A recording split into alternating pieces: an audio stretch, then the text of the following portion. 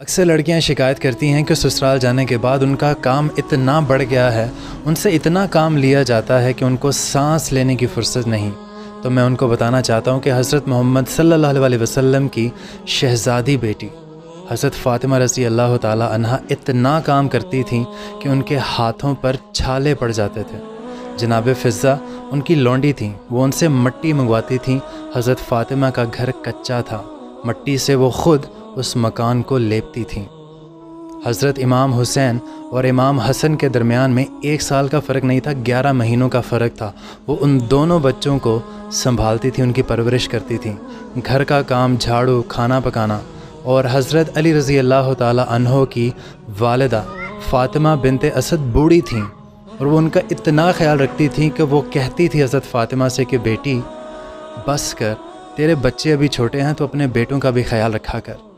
किसी को इस्तेमाल करके ये नाम नहीं बनाया है, बहुत मेहनत की है, फिर ये मुकाम पाया है। और अगर लगता है कि मेरा नाम मिटा दोगे तो सुन लो, अभी मेरे माँ मेरे बाप का मुझ पे साया है। ये आंखें खुश्क है यार, अब इन्हें रोना नहीं आता, सुलगते दाग है दिल में जिन्हें धोना नहीं आता। इलाही तेरी चौखट पर भिखारी बन के आया हूँ सरापा। कल मेरी वीडियो पे किसी ने कमेंट किया कि मुसलमानों की कोई तारीख़ नहीं है, तो मैं उन साहब को बताना चाहूँगा कि फ़ौज पे हज़ारों की 72 कभी भारी थे, दुश्मनों के चेहरों पे हमारे खौफ तारी थे। हमने कभी साहिलों पे कश्तियाँ जलाई थीं, हमने अपने बाजुओं को तलवारें बनाई थीं।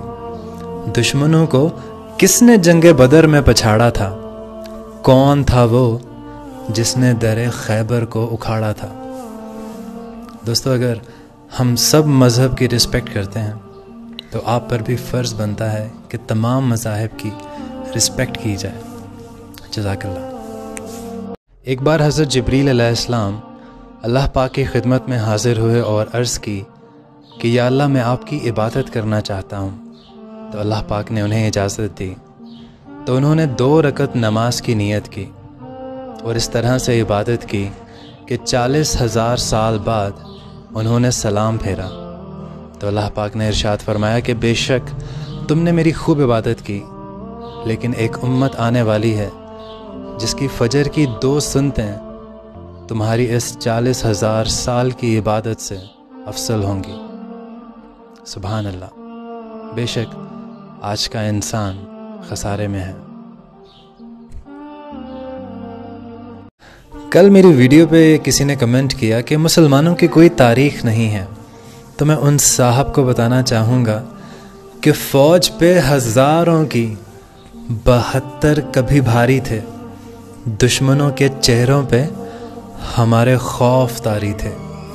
हमने कभी साहिलों पे कश्तियाँ जलाई थीं, हमने अपने बाजुओं को तलवारें बनाई थीं।